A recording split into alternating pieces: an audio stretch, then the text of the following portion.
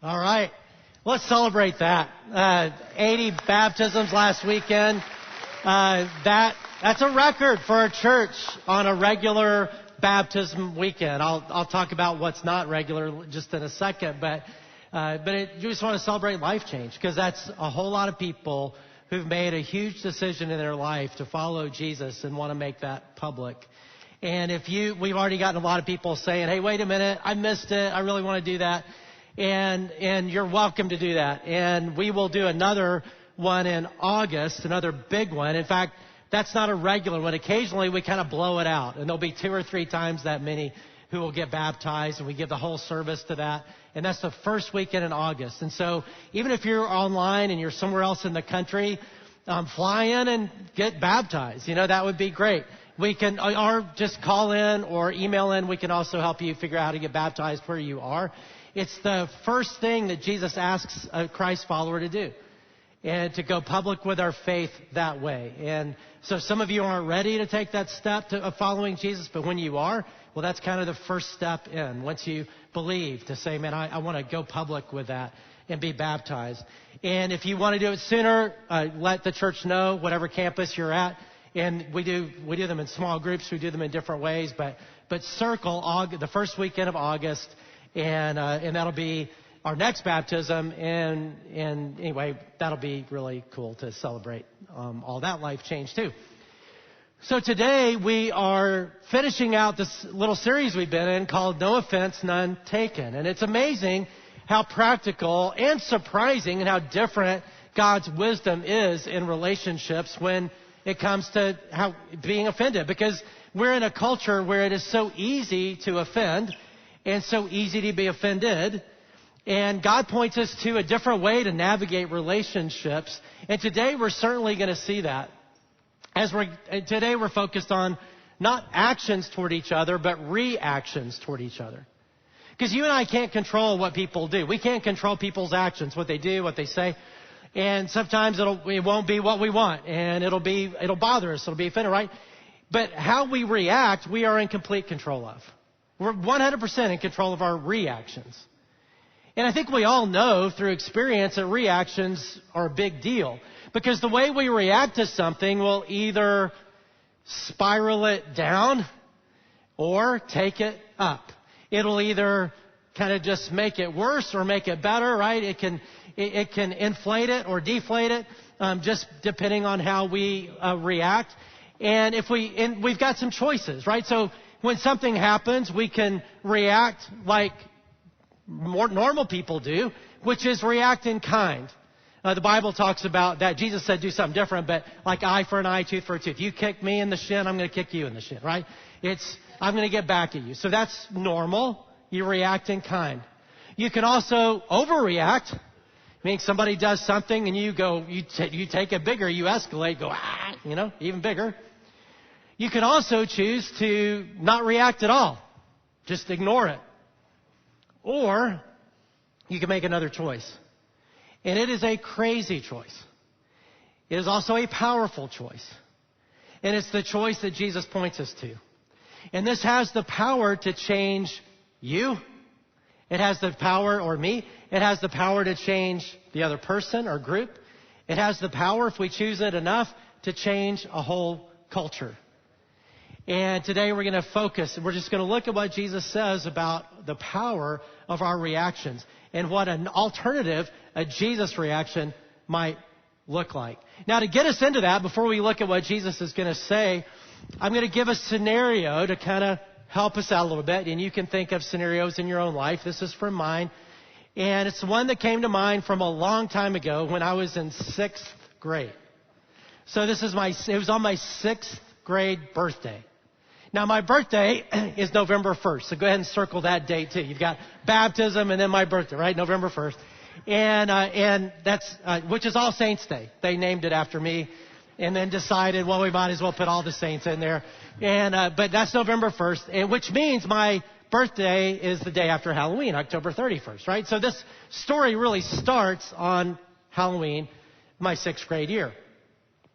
And this was after normal people were trick-or-treating, like little kids already get on, it's kind of that weird time in trick-or-treating when annoying people still knock a little bit too late. It's kind of that era, that period of time. And I was out with two of my sixth grade friends, and we heard that there was a group of about 5 or 6 eighth graders that were going around smashing people's pumpkins. And for some reason, I don't know why, I decided to take up the cause of saving our pumpkins. I was not going to let that happen. And even though these were not just normal eighth graders, these were the biggest, meanest eighth graders in our school. One guy, the ringleader in particular, was just known to he was just a mean guy, and he was really big and really big bully and all that kind of stuff. But for some reason, I really want, so I rallied my little, 2 little sixth grade friends, and we're like, we're going to save our pumpkins. And they were like, yeah. And then about that time, we saw these eighth graders coming up toward my house. And so I look at my 2 buddies. I said, man, let's run and let's go make sure they don't do anything with my pumpkin. So I start running, assuming that they're right behind me. They were not. But I get up as they're coming toward my house and I'm coming up to them, I just yell out, you're not gonna touch my pumpkin. Pretty stupid, but I'm sixth grade. So you're not going to touch my pumpkin. So I go up and they come around me, 6 big eighth graders. I'm a little bitty sixth grader. And they come up, chest and, all that kind of stuff going on. And they're like, and the meanest guy was like, who's going to stop me? Now, I was dressed like a sort of a pirate. And I had this little cheap, plastic sword as part of my costume. And so when he says, who's going to stop me, and he's mad and he's about to do something bad to me, I decided to try to diffuse it with humor. So I pull out my little plastic sword. I said, well, me and my pirate sword, thinking he would get the humor. But he didn't. And it went right over his head. And so he came up to me and he's like, really? You're going to pull a knife on me? You know what I do to people who pull a knife on me? You know what I'm about to do to you? I had some ideas. And fortunately, though, before that could happen, my dad pulled into the driveway coming home from work. And he saved me for the time being. As the guys were like, okay, this isn't over. You're going to find out tomorrow what happens to people who pull knives on us. And they left. So I go to middle school that next day. And by that time, word had gotten out. And so everybody, in the school was coming by me and were like, oh man, Jeff, it's been nice knowing you, or man, you're a really good guy. Sorry, you're going to get killed today. All that. I mean, it's just like, it was all day. And I was just dreading every set, when is something going to happen or anything. Nothing happened. Bell rang, but I knew I had to walk home. And walking home, this mean guy lived in my neighborhood also, and he always did the same route. There was an underpass, a tunnel underneath this main street that went into our neighborhood from the school. And I figured as I was going into that tunnel, that's probably where they would be. And I knew I could avoid it, but you can't avoid it always. I decided, I might as well just get it over with. So I go into the tunnel, and sure enough, those 6 eighth graders are there. And they come up to me, pick me up in the air, slam me against the wall of that tunnel. And the, guy's like, let me tell you what I'm going to, and then he hits me in the stomach a few times. They throw me down on the floor, kick me, laugh, and go away. That's my birthday, 6th grade. And I walk home from there, angry, humiliated, embarrassed. And I remember going home, and nobody was home except Mitzi, my miniature schnauzer. So I'm talking to Mitzi, telling her what happened. And I start scheming all the ways I could get back at these big 8th graders. Maybe rally all the 6th graders. There's not a whole lot I could do, but I was just thinking of all these ways I get back. And for the first time in my life, I sensed God whispering into my soul, into my mind, my heart, my spirit. And what he was asking me to do, I didn't know much about God, but I knew it was him, began to change me. And I'm going to get to that later, the rest of the story. But first, I just want you to think about times in your life, and you're going to have them big, small, little, this week, other time, where somebody's going to do something, somebody's going to say something, and you feel violated, you feel taken advantage of, because maybe you are. Or you're insulted, you're mistreated, and you have this, you want to react, right? And naturally you want to, and you have a choice. Like I said before, you can just react like everybody else, which is to react in kind. You do this to me, well, I'm going to do this to you, get even.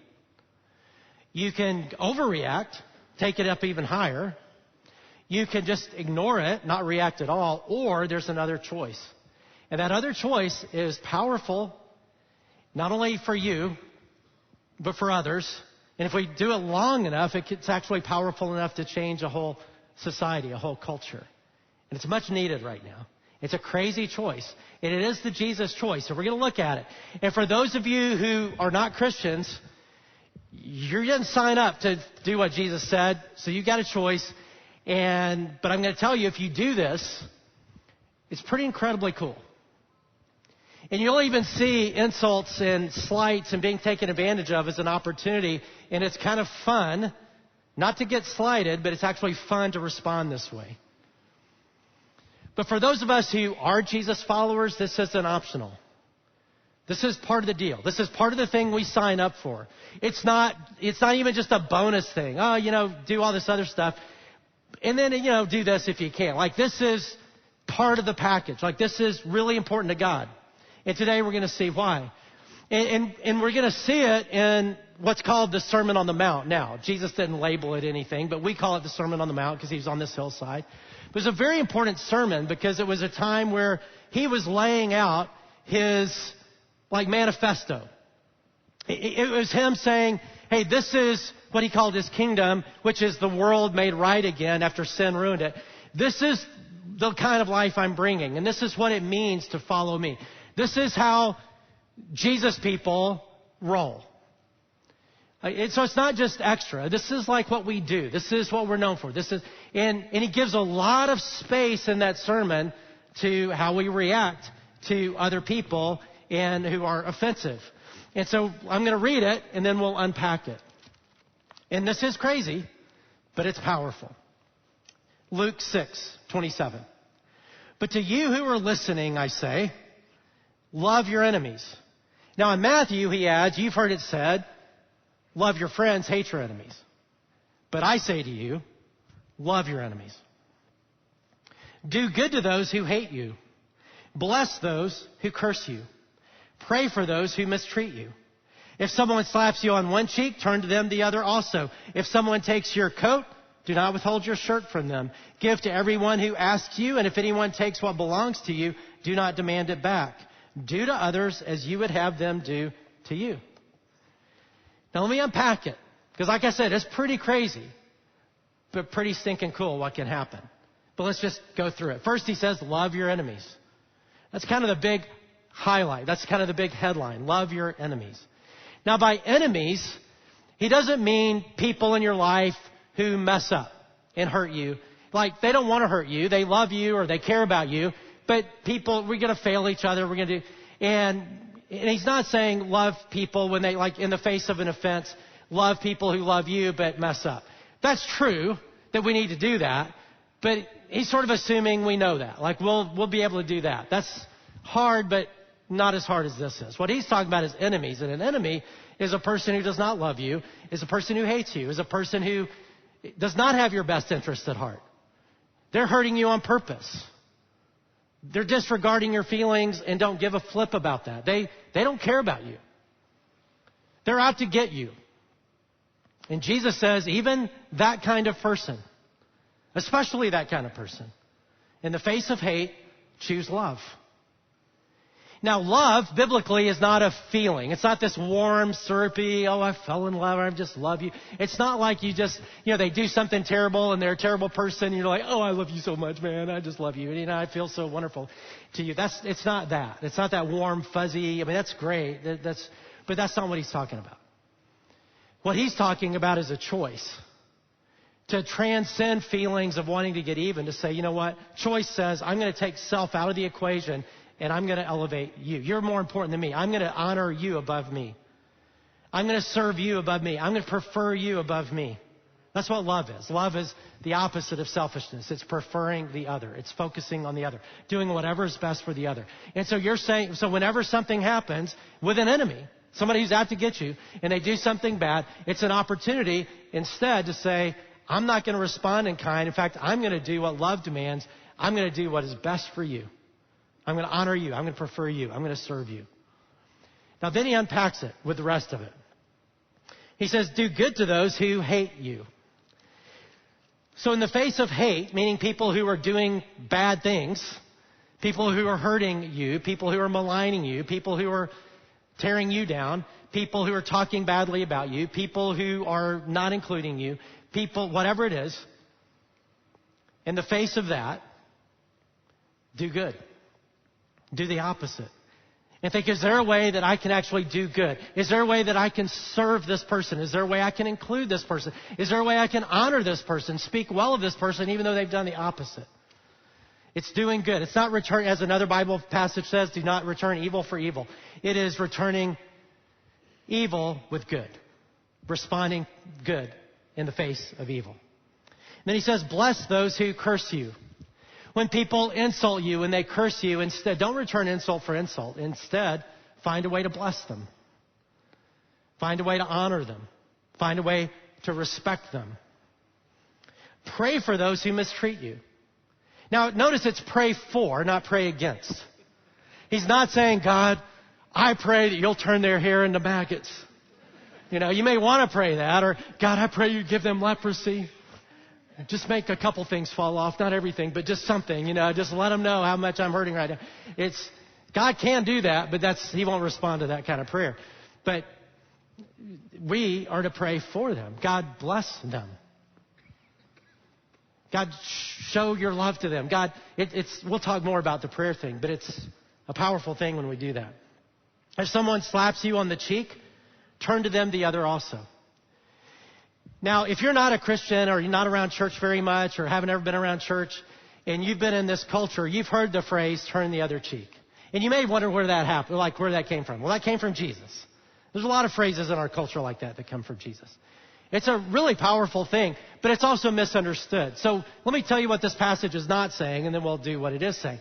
What it's not saying is, if you're being physically attacked or abused, just take it and don't say anything about it. Just let it happen. Just get beat to a pulp. That's not what he's talking about. And that's important because some of you are maybe in a situation where you're facing some kind of abuse. Physical abuse, sexual abuse, something like that, or bullying at school or whatever. And what he's not saying is just take it and don't say anything. That's not even loving to the other person, actually. Well, but if that's happening, you need to talk to somebody. You need to talk to an authority person. Talk to the police. Talk to a teacher. Talk to a parent. Talk to a pastor. Talk to somebody. Don't just let that. That's not what he's talking about. Here's what he is talking about.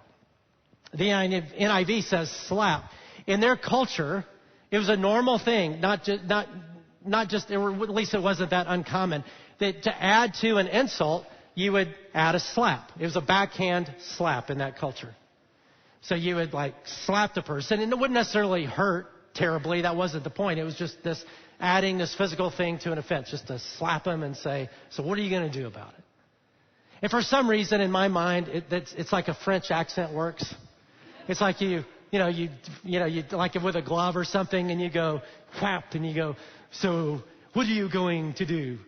It's a terrible French accent, but anyway, right? But somehow it works. And so there, and you just, and it's like throwing down the gauntlet. Like, okay, now what are you going to do? And what Jesus is saying is, don't respond in kind. Don't get baited into that. Don't go down to that level. Instead, turn the other cheek. Just say, hey, if that makes you happy, do it with the other hand. It's not returning insult for insult or physical for physical.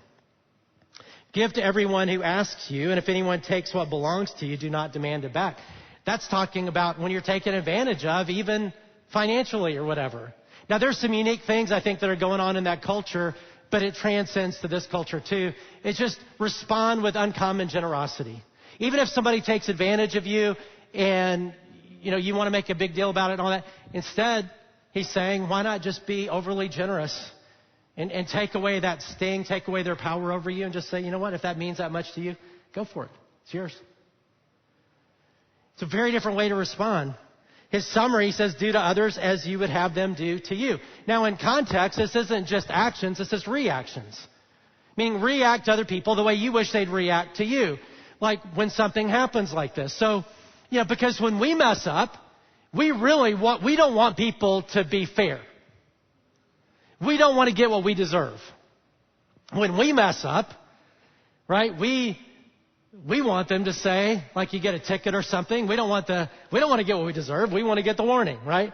Or when we mess up in a relationship and we say something we shouldn't or we do something we shouldn't, we hope that they'll be gracious, that they'll just be uncommonly gracious and we're like, oh, thank you so much, right? And Jesus is saying, so therefore react the way you hope others would react. And this is taking a very high road, and it's not normal because it violates self and our self-preservation and our exaltation of self and our sin nature. Like, this is not normal. And it wasn't normal then either, and Jesus, that's why he continues. He says in the next verse, if you love those who love you, what credit is that to you? Meaning, big deal. Everybody can love people that love them, and even if they're not a follower of me. You don't get credit for that. Everybody does that. Even sinners love those who love them. And if you do good to those who are good to you, what credit is that to you? Big deal. You're doing good to somebody who's doing good to you. Even sinners do that. And if you lend to those from whom you expect repayment, what credit is that to you? Even sinners lend to sinners expecting to be repaid in full. But here's the elevated life. But you love your enemies. Do good to them and lend to them without expecting to get anything back. Then, a couple things happen. One is your reward will be great. Just stop there just a second. Your reward will be great. This is so important to God that he watches what you and I do. And if you and I choose this reaction, what he's saying is, hey, I know you're losing something. You're giving up something, the right to get even, or you've been taken advantage of. But if you respond with uncommon grace and generosity and don't demand, retribution or something back, I'll see it. And I'll reward you for all eternity for it. You won't be cheated. I'll make sure for all eternity. I'll more than pay you back for that. Because it's so important to God, and we'll see why. Which leads me to the next part. He says, your reward will be great, and you will be children of the Most High. Talking about God the Father. And you will be children of the Most High. Because he is kind to the ungrateful and wicked. That's his heart. It's his character that we're displaying when we do that. Be merciful, therefore. Be compassionate, just as your Father is merciful. Two powerful things happen when we choose this uncommon response in the face of hate. First, we show that we are children of the Most High, who is gracious, who is kind to those who aren't. Meaning we display the heart of God to people in a compelling way, in a way that causes people to see his beauty and glory, that pulls people to him. You and I have this crazy opportunity to do that. And throughout church history, it's one of the ways Christians have shined. Like even in the first century, when, you've probably heard of Roman persecution and terrible things being done to Christians. And when you read those ancient Romans, like Pliny and Tacitus and these people who were writing about it at the time, they were all shocked by Christians in the face of persecution, being killed in the Colosseum and all this kind of just for being Christians. And they're like, these people, they're crazy. Like they just love their persecutors. They love the people who are killing. Like they pray for them. It's big part of what won over the Roman world and to Jesus. It's a powerful thing. I remember it takes me back to college days. I was involved in a church, and a few of you know this name because I know you've told me that you were in that church too. His name is, and I'll honor him this way. His name was Mickey Park, and he's just a wonderful pastor. And I learned so much watching him. I was an intern in that church and got to just watch him be a pastor. And And in this one time was one of those times, one of those learning times. So we were moving into our new worship center that we had prayed for, raised money for, sacrificed for financially. And it was going to be the grand opening, or it was the grand opening, this Sunday. It was a big service and big party and big, like we're just so excited to get into our new worship center. Been praying about that forever. And finally it was here. And, it's going to be Sunday morning, right? Well, Saturday night, somebody broke in and vandalized the new room. Took all the sound equipment out, stole it, spray painted stuff, broke stuff. And so when we got in on that Sunday morning and the staff got in, that's what they found. And all these big plans with this big music and all the big sound system had to go out the window.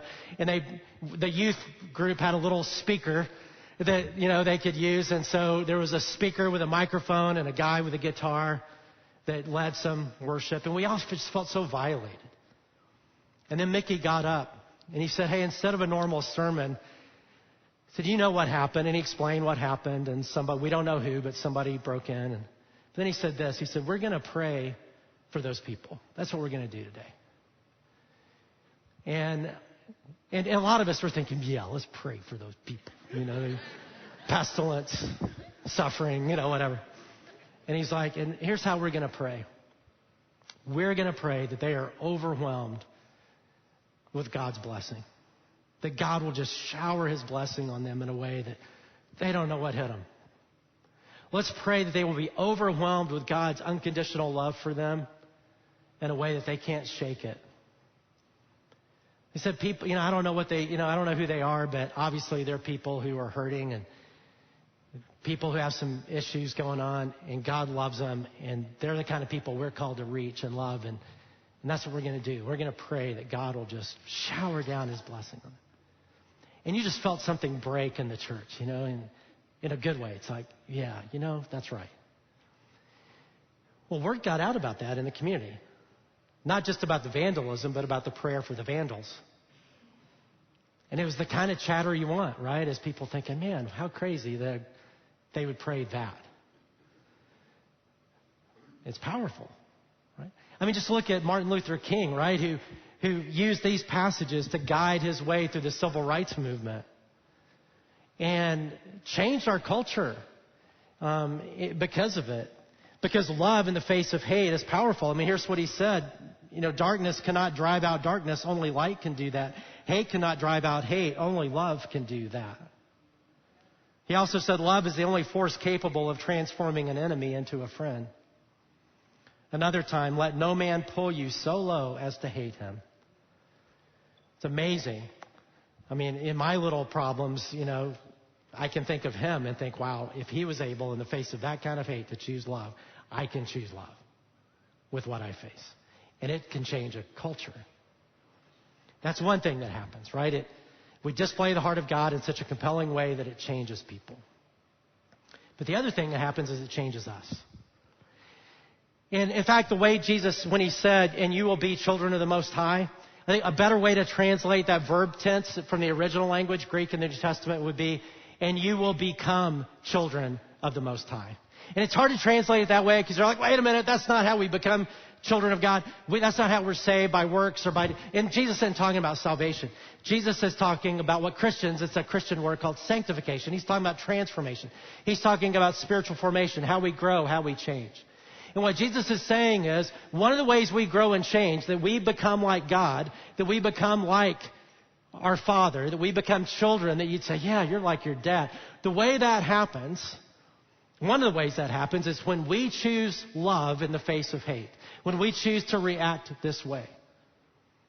And if we choose that long enough, it changes us. And at first, it's kind of mechanical. We won't want to do it. But if we do it long, if we keep doing it, our hearts will change. We will be like our Father in heaven.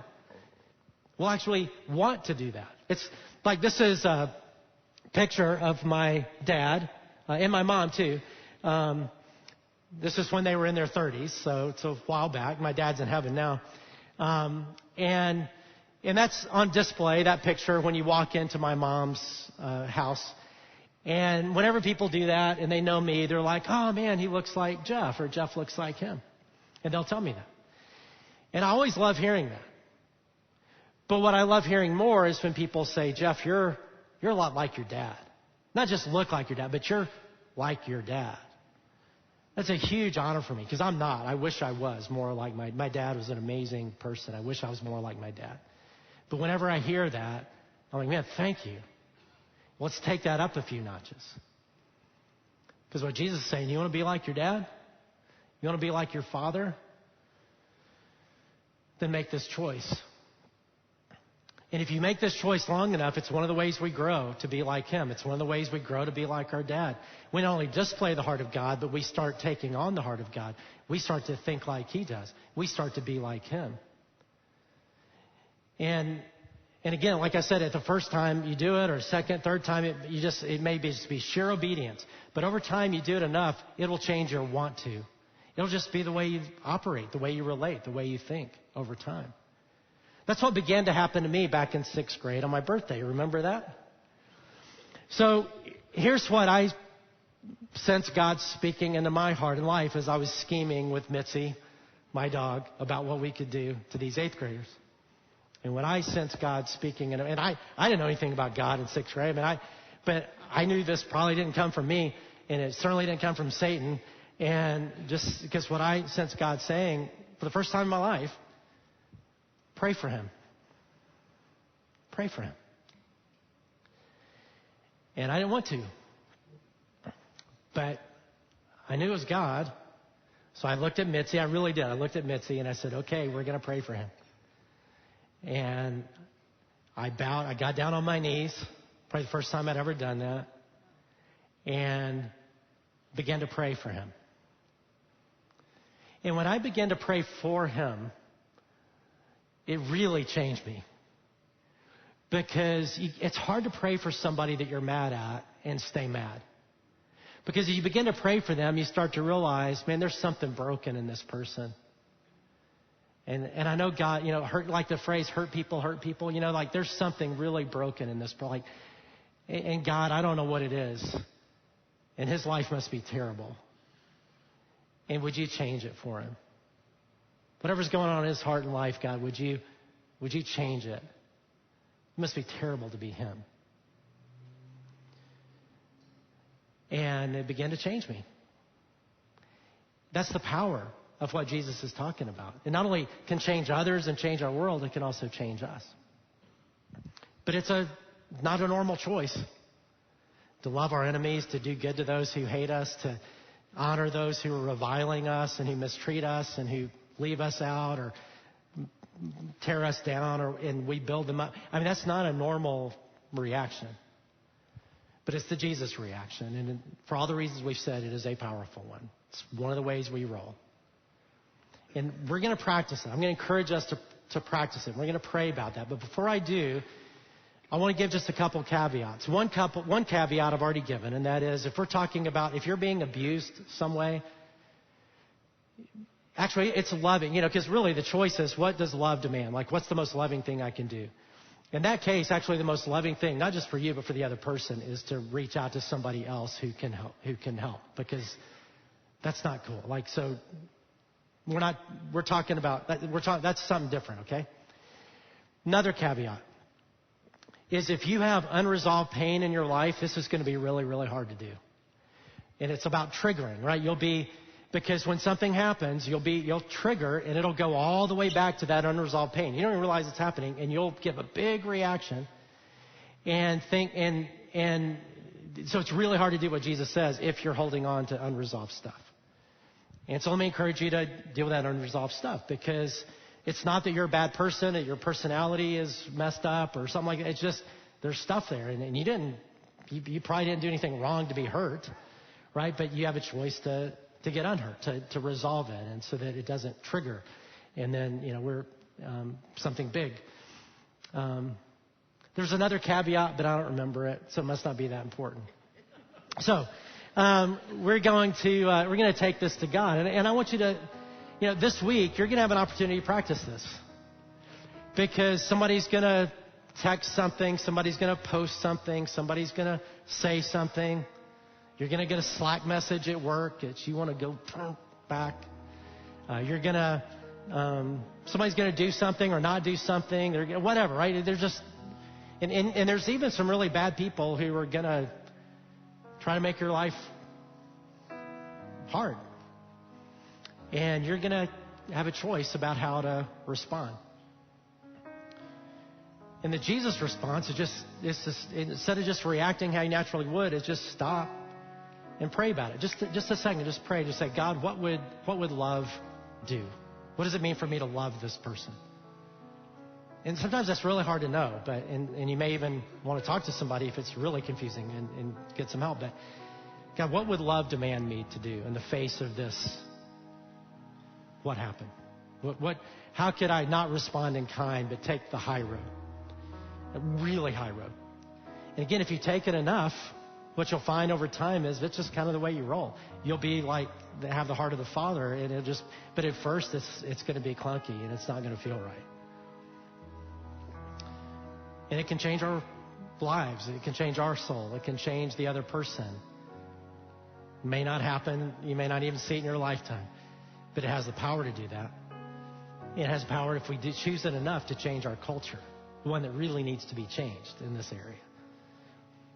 And so let's take it to God in prayer. And I encourage you, as I always like at the end of messages, if you're new, I like to take us all to God because He's here, right? We gather in His presence. And our world is so busy, it's hard to have time just to talk to Him. And this is an opportunity in this quiet to talk to Him. Just you talk to Him. He's your Father. He loves you. And you can just talk to Him. He doesn't care what words you use or anything like that. He's your dad. That's what Jesus said. If you know Him. So and for some of you, I'm telling you, this is really hard to do if you don't have a relationship with God. And Jesus made it possible. When He came and He died on the cross for your sin and mine to take away the guilt of sin, that we can be forgiven. And He offers that as a gift. And so maybe the first thing to do if you've never done that is say, God, I want your forgiveness. I want to know you. I want to follow you. I need your help to do this, because we do. And for those of us who've done it, I want you to you may have an offense in your mind right now, something that you're dealing with and it really hurt or disappointed or whatever. And say, God, how can I be gracious like you? What does it mean for me to love? What does it mean for me to honor? What does it mean for me to pray for them? What does it mean for them to do good to them? How can I respond in a Jesus way? And God, would you over time change our heart and use us to change this culture? In Jesus' name, amen.